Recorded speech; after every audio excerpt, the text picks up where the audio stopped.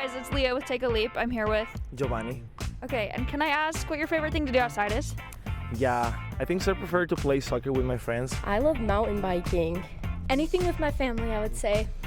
Yeah, any canoeing, hiking, camping, really anything. I love rock climbing. Sweet. What do you like about rock climbing? It's just fun. There's a lot of adrenaline in it, and my wife loves it, so I love it too. I actually love playing the snow, but it's really weird. But I love it here in Utah, had the opportunity because I am from Mexico, and there's not usually having snow there. I love being active, and I love having those opportunities to be out in nature and just disconnect from the chaos of life.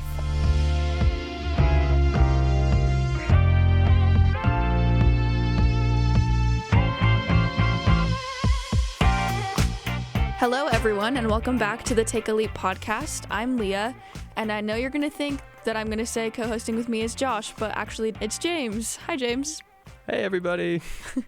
James, do you want to give the listeners like a 20-second introduction who you are? Sure. I guess I work on another BYU podcast called In Good Faith, and I'm a sophomore at BYU studying cybersecurity, and my plan is to end up going to law school. So that's a little bit about me. Very impressive. We're joined today by Tivvi Pare. Hello, Tivvi. Hey. Do you also want to give yourself, you can do more than 20 seconds. You can have however much time you want. Just a little introduction, who you are. Yeah, sure. I'm Tivy. I am in New Hampshire. I'm the executive director of Horton Center. I grew up in New Hampshire, went to school down in South Carolina, and just last year moved back when I started in this new role at my childhood summer camp. That's so fun. Do you want to tell the listeners a little bit about the Horton Center as well? Like what it is, what you do there? Yeah, absolutely. So Horton Center is a faith-based summer camp and retreat center on top of Pine Mountain in Gorham, New Hampshire, owned and operated by the New Hampshire Conference of the United Church of Christ. So a pretty progressive, justice-oriented denomination of Christianity. So Horton Center is on top of a mountain in the White Mountain National Forest. On top of Pine Mountain, we have 95.5 acres to play on in the summer. And I say the summer because you don't want to be there any other time of the year. We are closed at this time, and it is covered in snow, and we say that she's hibernating until we're ready to come back. So we're open late May through early October, and then during that season, we do 7 weeks of youth camping and intergenerational and adult programs. We have retreat season openings, so rental groups will come up for partial weeks or weekends at a time. Yeah. We love it. I'm sure we'll get into more of the nitty-gritty later, but that's so fun. I love the name Pine Mountain. That's so cute. Yeah, it's a little ironic. So Pine Mountain used to be, I think, covered in pine trees, but there was a lot of logging and deforestation going on in New Hampshire. So, Pine Mountain used to burn over every year. There's these records of there were no trees at one point on Pine Mountain. Wow. And they've grown back, and we know of only 2 pine trees in existence on Pine Mountain. Wow. That's so sad, actually. It is sad, yeah. But it's a good story when people are like, oh, Pine Mountain, there must be a lot of pine trees. No, you'd be wrong. Yeah, not what I was expecting. So I guess, right, the landscape there in New Hampshire must be something special. This is a random fun fact for our listeners. When I was in 4th grade, I had my 4th grade homeroom teacher. He had this camp that I believe was in New Hampshire called Kingswood. I don't know if you've ever heard of it. You've heard of Kingswood? Yeah, I think so. There you go. Well, that was my homeroom teacher in 4th grade who had that camp, and all the boys in 4th grade would be so excited to go to Kingswood and go to New Hampshire and do all these fun things up there. And so I think that's what we want to jump into here with you as well. It's so you grew up attending the camp, right? I did, yeah. Awesome. So what kind of experiences did you have growing up attending the camp that made you want to go back and contribute to it now? I started camping at Horton Center when I was going into 4th grade. My camp experience prior to that was I went to 1 year of this camp session called Big Feet, Little Feet. So I went with my mom. That's the gist of Big Feet, Little Feet, is you go with an adult. I went to that for 1 year and declared myself independent after that. I could do this camping thing on my own. So yeah, went to Horton Center from 4th grade through after graduating high school, and I've been on staff since. So experiences that led me to be on staff, I think, Horton Center is this incredibly affirming and welcoming place. Our mission is to welcome all God's people and provide these life-changing outdoor encounters with God and Christian community. So I certainly caught the bug. I remember feeling like I was my best self when I was at camp. It was easy to be loving and kind and generous in this place, and there was something magical about being in this area that was not, you're disconnected. You don't have your cell phones, you don't have necessarily people that you know from home, but you were welcomed for who you were, and it's a small camp. There's some YMCA camps that have like 500 campers at a time. Horton Center is not that. Right now we have like 30 to 50 campers at a time on site, which allows for these really tight-knit and intimate communities to be built week after week through the summer. So I myself felt welcomed and loved. The summer staff were certainly an inspiration. Everyone looks up to them. They're goofy and funny and just phenomenal role models. They work so hard, and I knew that I wanted to be able to spend more than just 1 week on the mountain. So being on staff was the way to do it. Definitely. Did you ever have a moment when you're looking at a staffer, like you had an experience with a staffer and you're like, wow, she's just so cool. I want to be like her when I grow up. Did you ever have moments like that? I think I didn't want to admit to myself how much I longed to be on staff. I wanted to know that I was also wanted there before I would admit that to myself, I think. But when I was a high schooler attending Horton Center, we would do this really powerful end of week ceremony ritual. And so we would lay out this enormous cloth labyrinth on the floor of our dining hall, and the lights would be turned down low and someone would be strumming on a guitar, and we were invited to walk the labyrinth, and as you walked you would greet the people who were passing you in the opposite direction, because it's just that one path maze to the middle. And I remember the assistant director at the time, Emily, she and I passed on the path in the labyrinth, and we gave each other this hug, and I knew that this was my last year where I was eligible to be a camper. And she said something to the effect of like, we really want you here. You belong here. And so I think that was the moment when I was like, yep, all right, I would sign on the line that day, not knowing that 10 years later I would be here in this position, but just knowing that this group of people that I looked up to also, wanted me to be there. I love what you said, too, about being your best self at camp, and I think that's so true. I grew up going to church camps as well.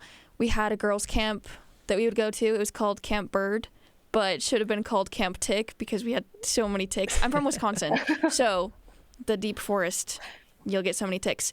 But we also had mixed group youth conference camps, which were fun, and I went to scout camp one time. And a guy whittled the phone number onto a stick. Ooh. Yeah, that's not crazy. what we're talking about. Nice. Anyway, different story. Thank you. Yeah. Anyway, all of this is to say, when I went to those church camps, I felt so close to God, and I too felt like my best self. And I'm wondering, how did being outside and being outdoors, being at Horton Center, how did that help strengthen your relationship with God?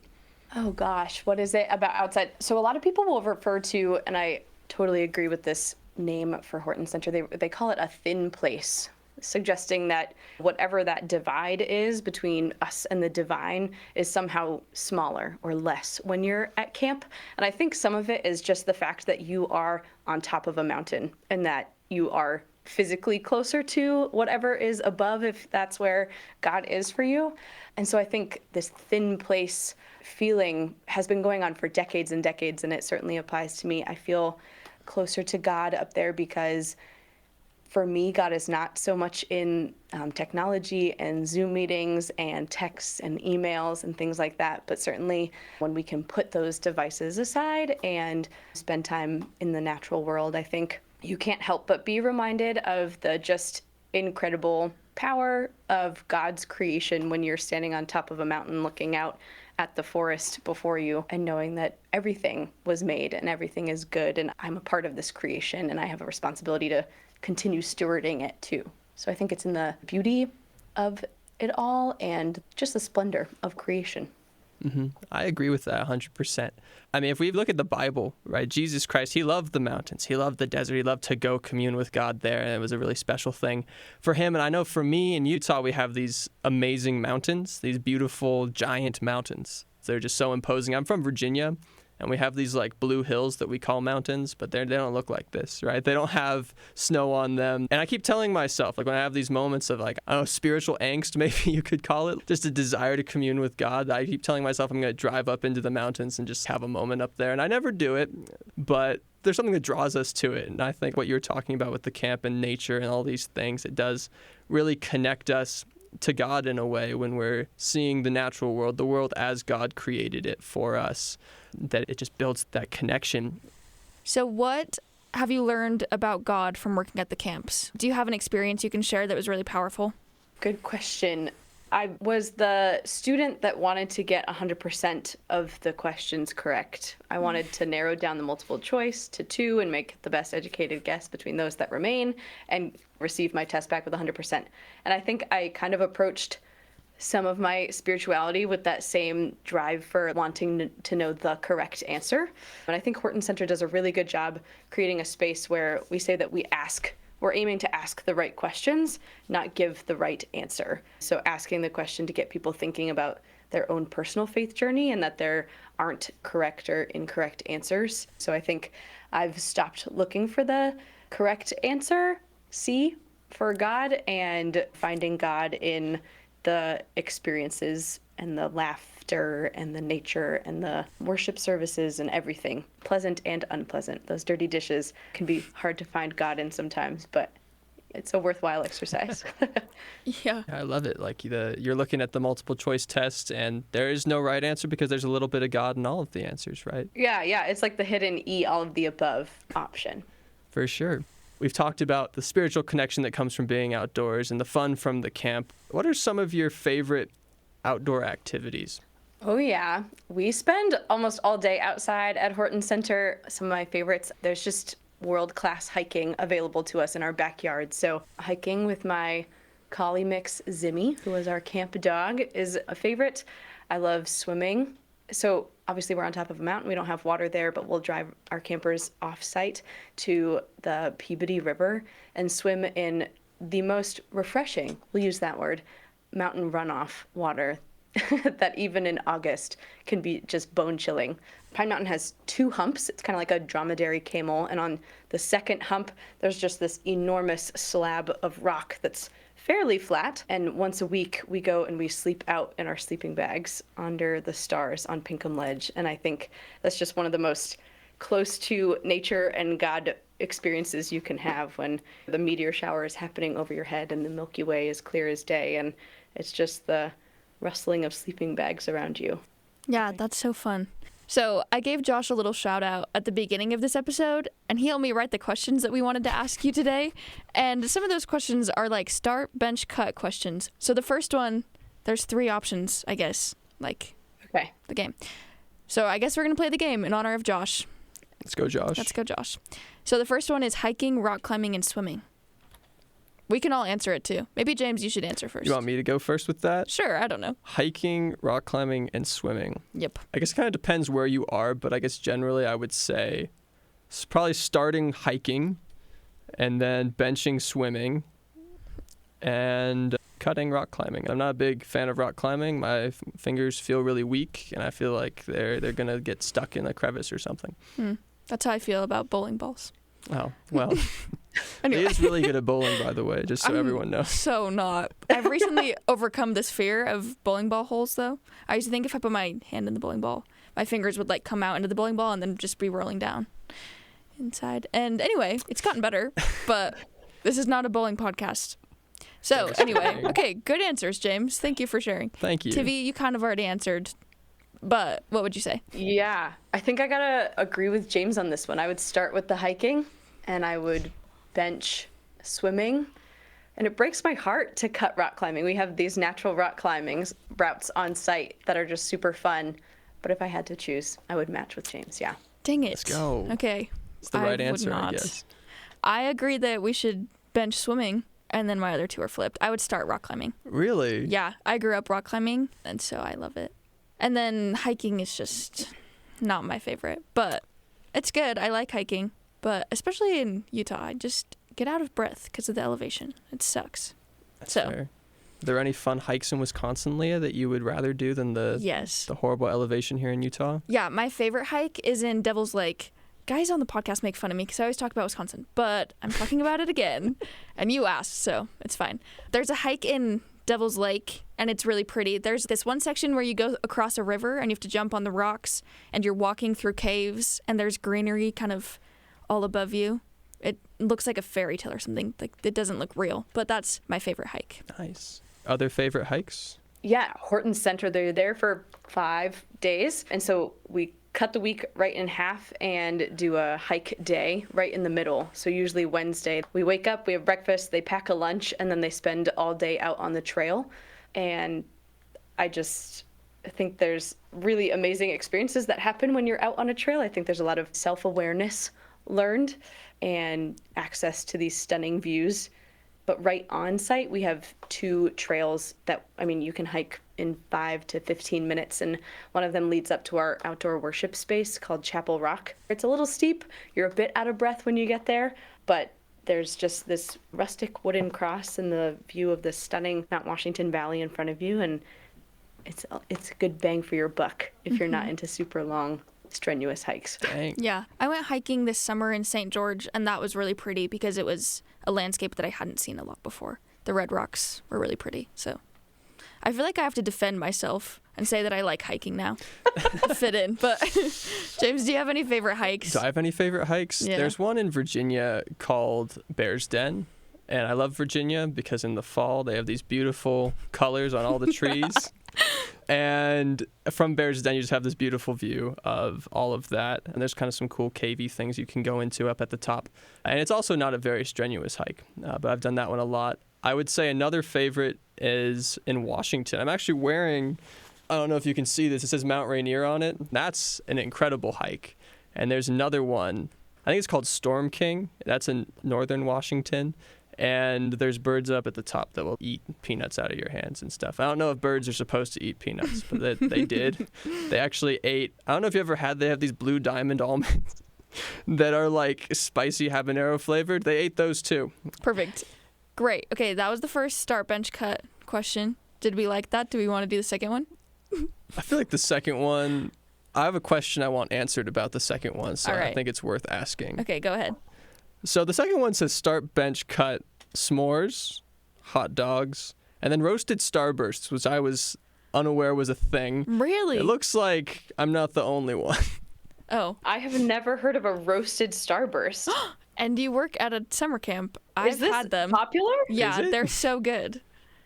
Okay, Leah, it's explain. really just exactly what it sounds like. You take a little s'more stick and you put starburst on the end instead, and then you roast them, and the outside gets like hard and the inside is gooey and warm, and they're so good. What? Yeah, they're my favorite. Is this like a recent development that people have been roasting starbursts? I did it in high school. I feel like it's been around for a decent amount of time. Okay, maybe not on the East Coast. Maybe not. Yes, certainly not. I'm not against it. I would probably bench. I would bench a roasted starburst. I It would wouldn't be agree. my first choice. I'll start the s'more. It's classic. You Yeah. can't get anything that tastes more like summer. I think the real question here is, how do you toast your marshmallow, though? Ooh, I burn them. I'm so lazy. I just stick it in the fire. So it's an intentional burn. It's not an accidental burn. Well, here's the thing. If I try to take my time and make a good marshmallow, it gets burnt anyway. So why take the time when I'm going to end up with the same result? Because it's about the journey that you go on, not just the destination, right? Way to bring us back to spirituality, James. No, Thank you. 100%. You learn so much from the effort you put in to roast the marshmallow, to get it golden brown. I suppose Because so. when you do, it's so worth it. I just can never get the golden brown.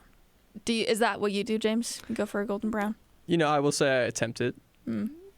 I won't say I'm successful at it, It's but I okay. do try every time because I think, you might God have failed one appreciates time, effort. but next time, there's always a chance you could get it the next time. So It's true. you never stop trying it. Golden brown lover, but I Dang will it. most certainly not throw it in the trash if it is burnt. Okay. It gets eaten no matter the consistency or incineration level, but golden brown is the way to go. Do you ever toast your marshmallow and then just peel off the top layer and then put it back over the fire?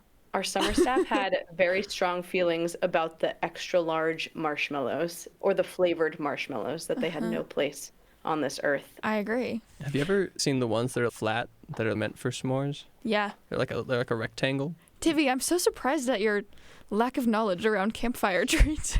We're jet puff purists up there, I guess. so. I don't Jet know. puff purists. There's something should. so satisfying when you smush it down. Yeah. Yeah, I think don't those need my ones are too marshmallow big. pre-flattened. I get that the pre-flattened marshmallow, it's a lazy man's s'more marshmallow.